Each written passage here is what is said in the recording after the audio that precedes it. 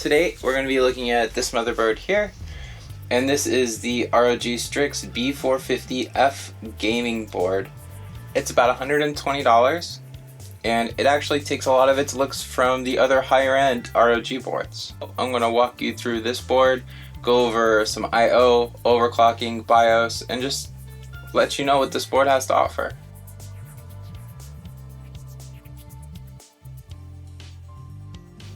Okay, so this board is actually pretty cool. So it gets a lot of its looks from higher end ROG boards, right? So what originally drew me to this board was this massive I/O shroud on here, and the fact that it had actual heat sinks. It might make for a good board, because B450 you're not really worried about not having overclocking stuff, but sadly this giant shroud is mostly just plastic. It just houses the LED. There's really not much else to it.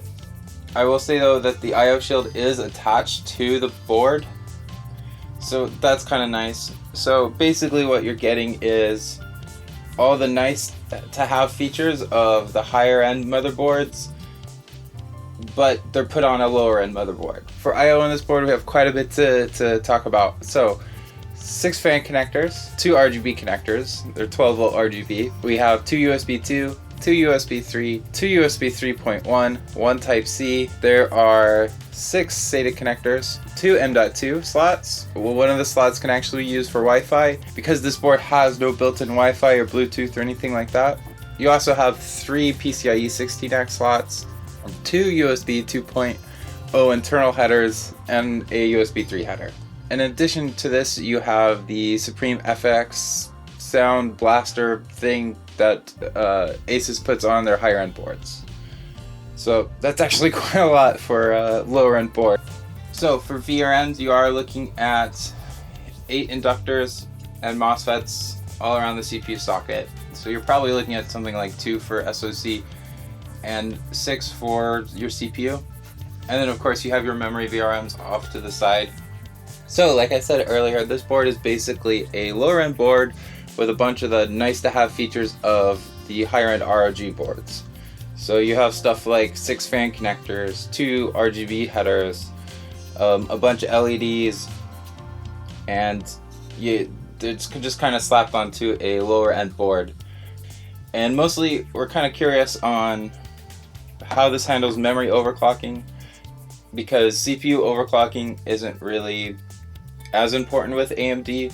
It's mostly about, can it get that 3200 CL14 running nice and stable, and does it have the I/O connections that you want? With that being said, we're going to put a 2700X in here, throw some Flare X memory in here, and I'm just going to go through the BIOS with you and do some overclocking. Okay, so here's the BIOS, and anybody familiar with any sort of ASUS BIOS, this is going to be completely the same. The only thing of note is to do XMP, you have to go to AI Overclock Tuner, go to DOCP, and just select your XMP profile. The only other thing to note here is there is no option for static voltage. So if we go to CPU core voltage and we hit the drop down box, all we see is offset. So there's no static mode, which doesn't really matter, but I do prefer overclocking with static voltage.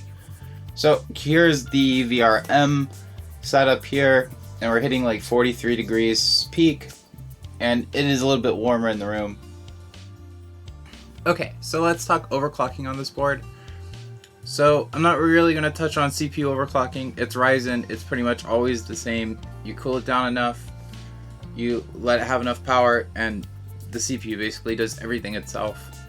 That's basically what it is. This is just the way Ryzen is, right? So memory overclocking. So this board actually has a daisy chain DIMM setup.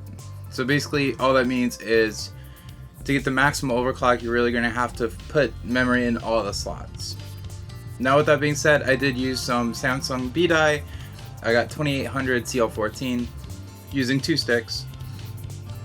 So yeah, it's not the worst memory overclocking, but I think the real issue is the memory training on the BIOS. If it can't train it the first time, it just reboots and says, hey, your memory overclock didn't work, we're going to reset your settings. So it's not the best board for memory overclocking. Now keep in mind, it's not also the worst board either. It's a $120 board. You're not going to get the best memory overclocking features on it. That's just the way it is. I think this is a good proposition. You get a half decent board. It's not a good board, it's not a great board, but it's also not a bad board. You know, you can put a lot of memory in here. You can put multiple video cards. You can have like a SATA RAID going on. There's 2 M.2 drives.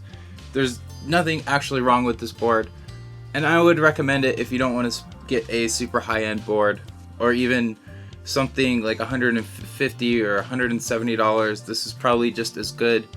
So I think this is actually a good board to get, and I would recommend someone to get it if they're on a budget trying to build a nice Ryzen system. So I hope you liked the video. I hope it was informative, let you know some more about this motherboard here. And until next time, bye.